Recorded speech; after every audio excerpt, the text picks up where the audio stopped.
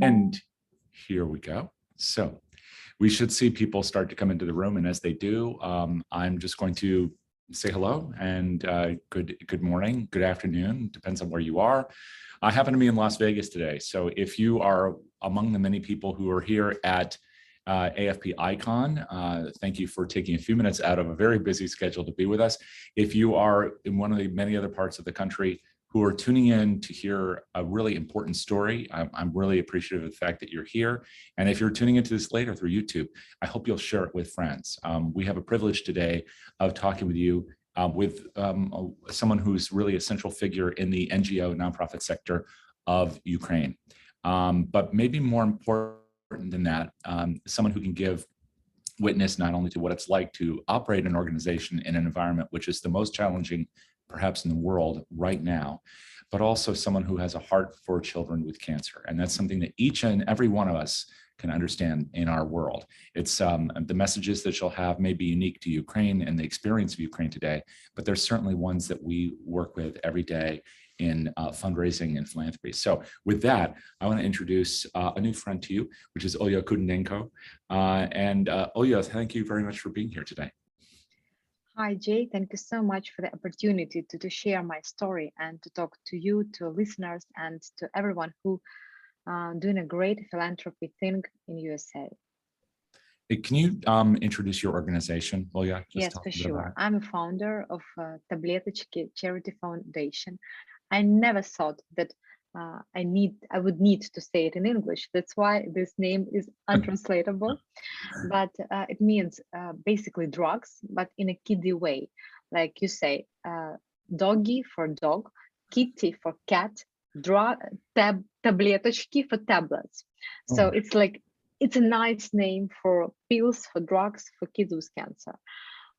We are the biggest foundation in Ukraine, crowdfunded foundation that trusted by a million of people and fundraised $20 million for the last 10 years, but 10 of them were fundraised for the last 2 years.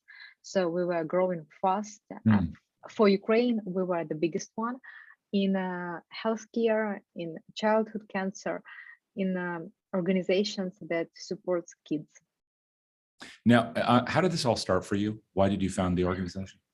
I was 23. I was working in public relations, and I thought I can do something for kids. And I found out that not all drugs were available in Ukraine. And it was just before my trip to Spain. And I mailed to oncological cancer, like children cancer department for the hospital, and asked, what do you need? And I found out that to buy drugs for €3 per pack is really, cheap, really easy, and basically everyone can do this. So I was impressed how easy to help and to give to kids opportunity to live and to provide hope for the families. So I posted on Facebook and asked my friends who can donate or who can buy drugs by themselves. On the first month, when I fundraised $1,000, I thought, oh my God, I'm so successful. I helped all kids with cancer in Ukraine. I didn't know that it's a bit complicated, a bit more complicated than that. So soon I understood how many challenges kids faces who are going through the cancer treatment. And I started new projects for help, and somehow we became the biggest organization in the country. You have to understand that Ukrainian philanthropy culture is totally different from what you have guys in USA, and it wasn't common to communicate about problems and to involve people and to propose to people to support someone else through the organization. So it was totally new messaging, new ways of help. We were the first organization in Ukraine which implemented online button for donations. So you can open website. Yeah, we were the first one 10 years ago, or 9 years ago. We were the first one who proposed to Ukrainian people monthly subscriptions. So you can, we had, we didn't have this culture.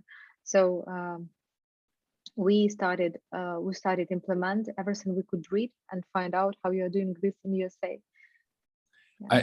Now, you said that the culture of philanthropy is different. Is the culture of giving, is it the culture of asking, or both that are different, and why? Both.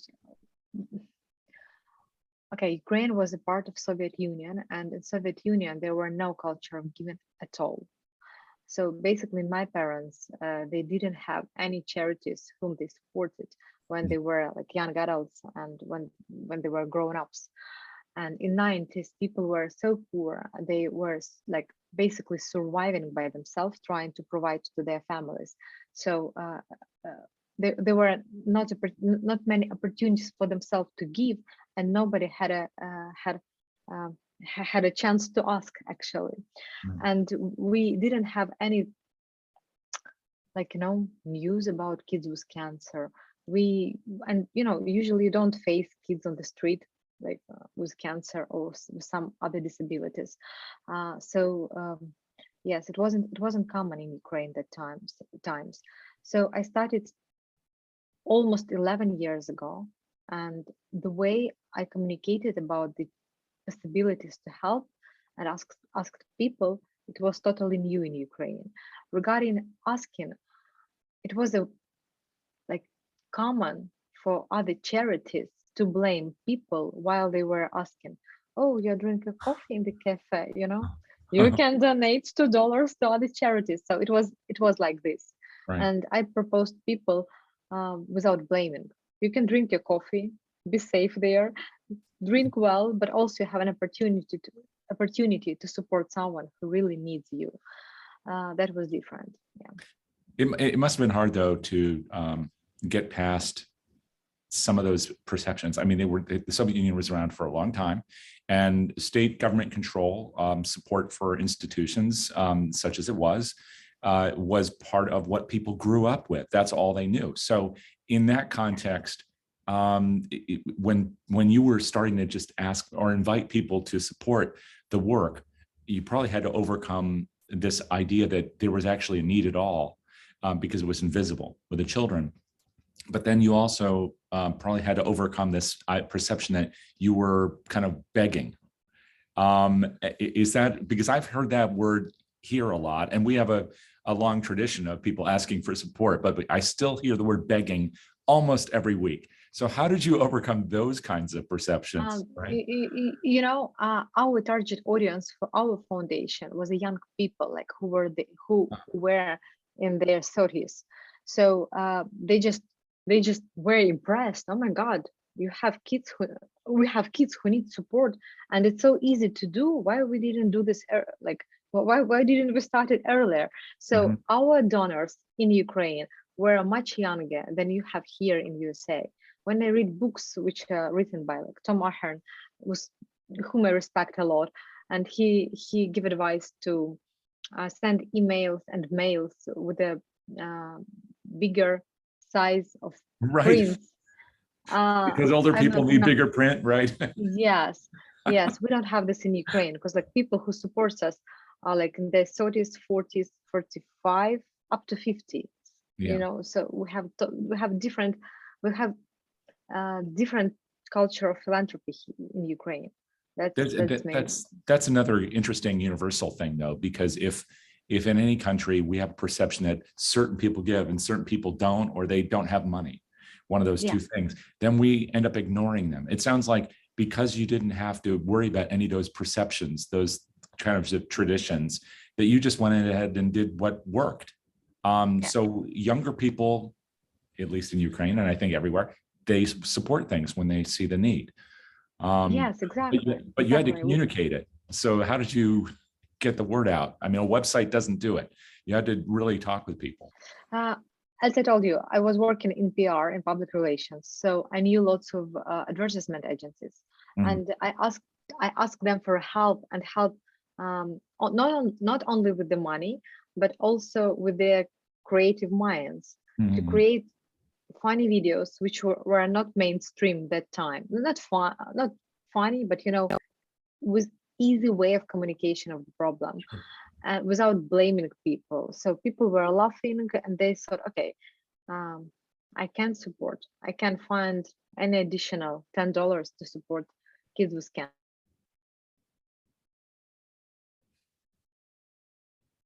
Oh, I think you're frozen for a moment, or I am. There you are. Sorry. No, you're So back.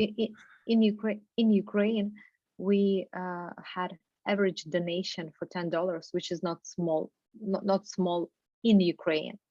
However, it gives opportunity for many people to be involved. So we were like spreading the words. Also, we brought many techniques that were not common in Ukraine, like radioton, um, and we were like streaming information about kids with cancer for 2 days in a row in different circumstances, like as advertisement, as interview with our people from the foundation, as the stories of our kids whom we helped who survived, and so in different ways. And in 2 days we had 1,300 monthly subscriptions, Wow. which is great for Ukraine, which gives us like $20,000 per month on regular basis. So Sure. No, that's great. That's a great number anywhere, and for it to happen so quickly. We have this is kind of a mechanics issue of fundraising, but we talk about donor retention here all the time. yeah. What has your donor retention been like? Do you have a sense about that before the war, of course? Yeah, I would say it's more than 50% for retention for us. Mhm. I would say as we have a new culture of philanthropy, we hadn't used CRM system for a long period of time, because to implement CRM system, Right. you have to find resources for organization and actually to think about this. So we started to think about this on 7th year of uh, Oh, wow. yes.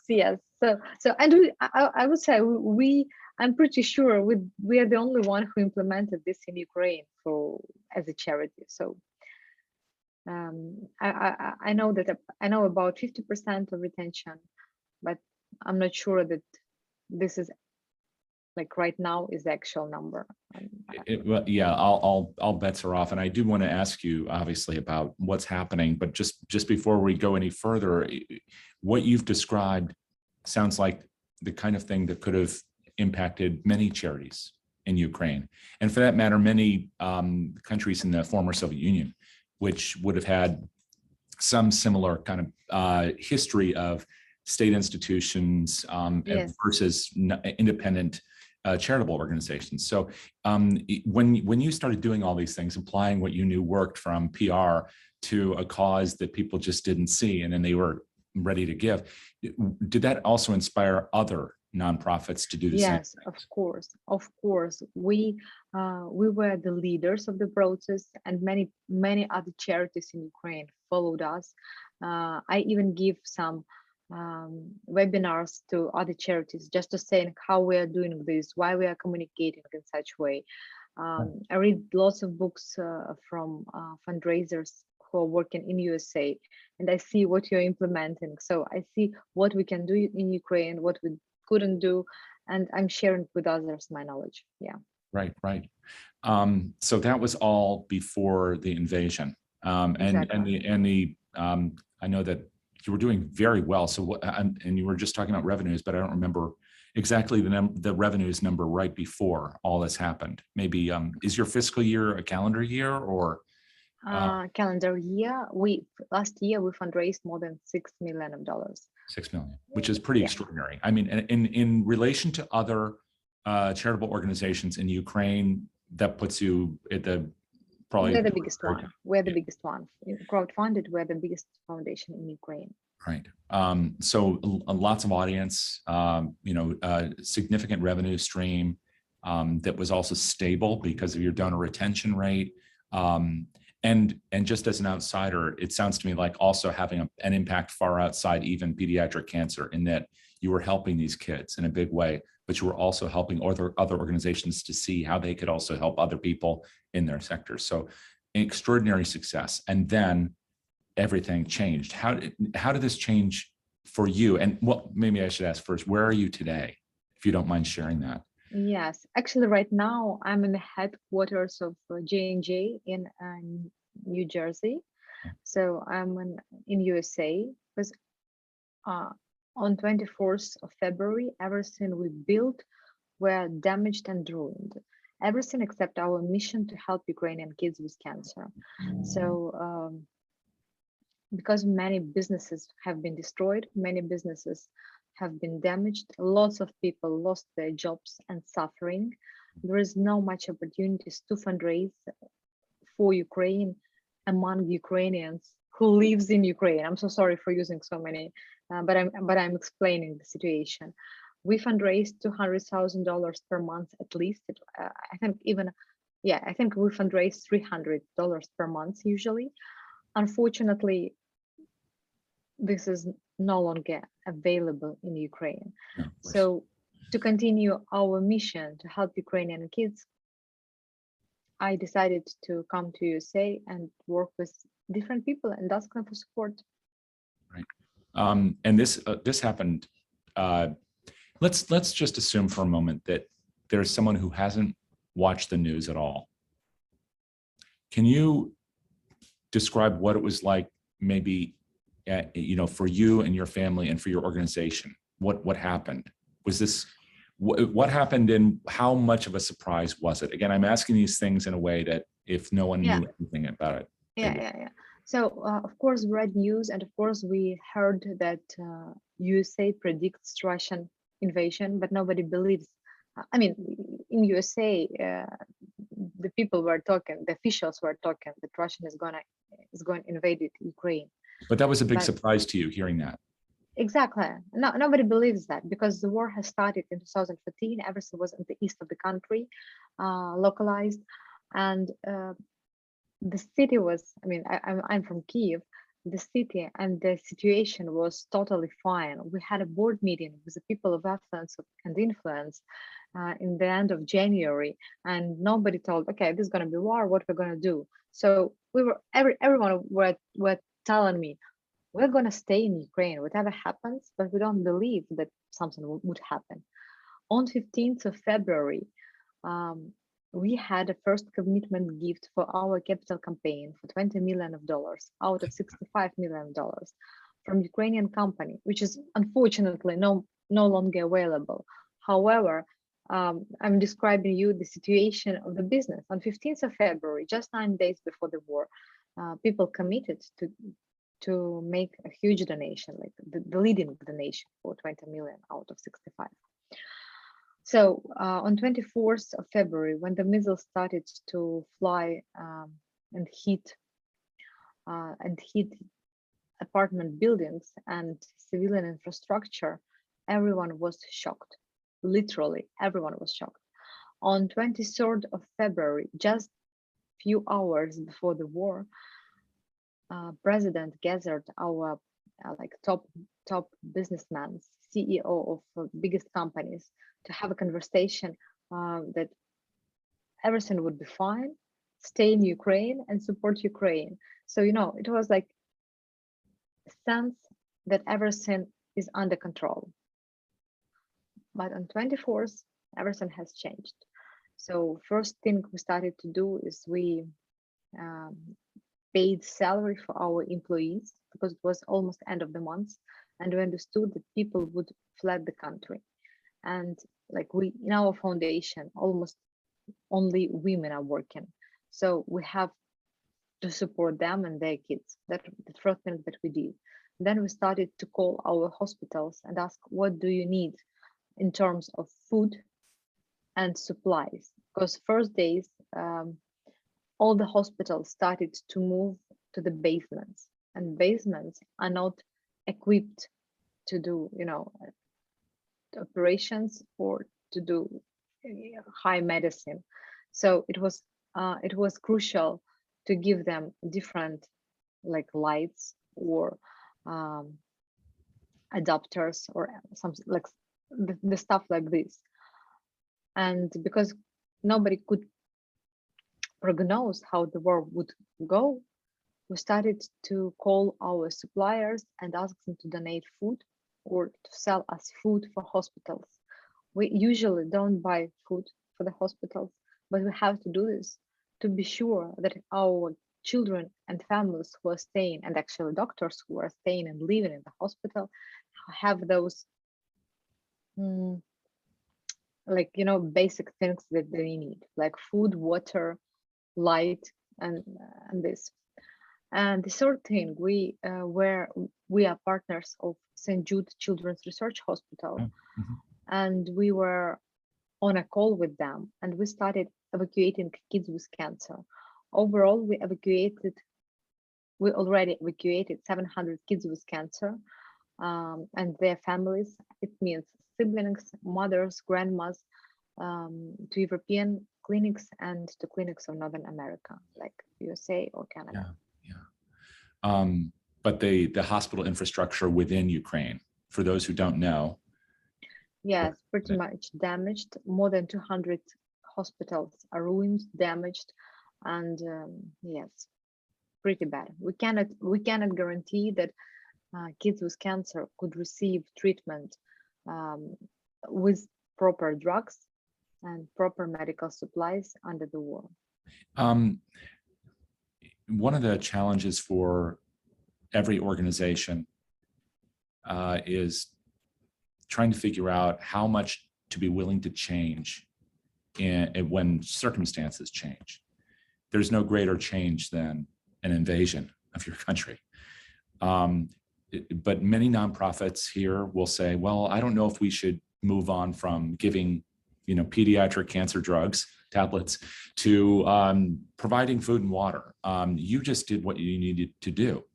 How was that for you as a leader of an organization to make these shifts? How have you navigated that yourself personally, as you've seen the organization you built need to adjust to the times? Um,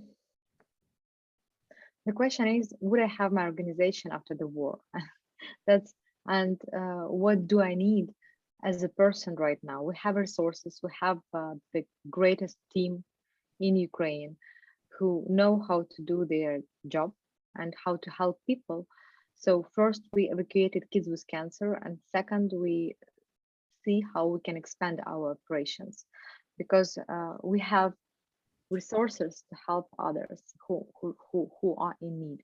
So basically, we continue our help for kids with cancer, but also we provide medical supplies and drugs for all children hospital in Ukraine. We we buy drugs for people with catastrophic diseases, for civilians, adults, Mm. and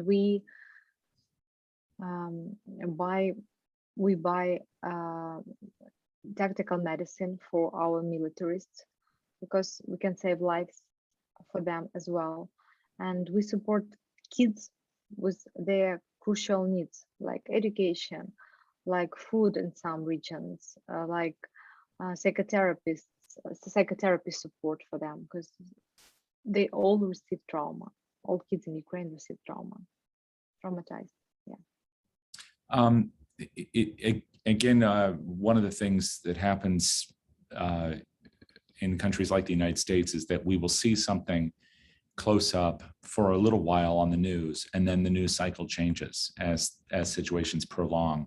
And I don't know whether you're sensing that or not, but one thing is that if we can keep attention on something by giving people a way to participate and to help, sometimes that prolongs attention because people then feel like it's that they can be a helpful actor in making a situation better. How are you encouraging people in the United States and other countries to support the work that you're doing and sister agencies are doing? How can we help you now? We have 700 kids who are outside of Ukraine. We have 200 damaged and ruined hospitals, and your support could support those 700 kids and your support could show your belief in Ukraine and in our truth. That means that we could rebuild together Ukraine and we could help those who are in need. You know, even under the measles, even under fightings, we still have kids with cancer, and we still need a place for them to be treated, unfortunately. So those kids are going under two wars at the same time. So for people who want to help today and help you, can you provide information on that? We'll also include it in the notes in the recording. The best way to reach out and provide financial support? Yes, of course. I'll share a link. We have a fundraising page on Global Giving where you can donate. Great. Okay, so it'll be helpful for folks in the United States who are concerned about how to make a donation. It'll be easy for them to do. And since you're providing support for these 700 kids, I'm sure that the resources you need are, it's a big leap because almost all your support came from Ukraine. This is exclusive of the capital campaign, which I'm sure when the time is right, you'll be able to start again. But the amount of support you need on a regular ongoing basis, how much are you trying to raise just to sustain the work? Right now, every month we have to have at least $200,000 to support kids. Okay. And so $200,000 a month, I'm sure they'll be clear through the pages, the giving pages, so that people can support you there. And also we can learn more about your work on the website. So we'll go ahead and once again, include that in the notes and across social media when we repost this content. Is there anything else that you think would be helpful for people to hear in order to better understand what you and your colleagues throughout Ukraine are going through right now?